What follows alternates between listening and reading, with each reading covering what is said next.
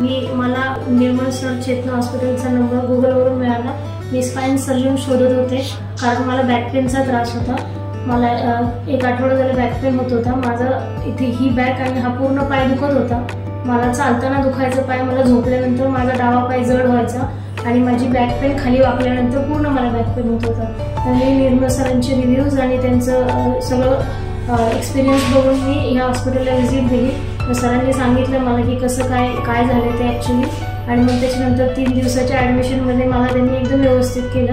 पहिले 1 दिवस सलाईन वगैरे चालू केली, नंतर सेकंड डेला मला त्यांनी इंजेक्शन देऊन काय ते कसलं औषध सोडलं आणि मग मी एकदम व्यवस्थित चालायला लागली। माझा पेन पण कमी झाला।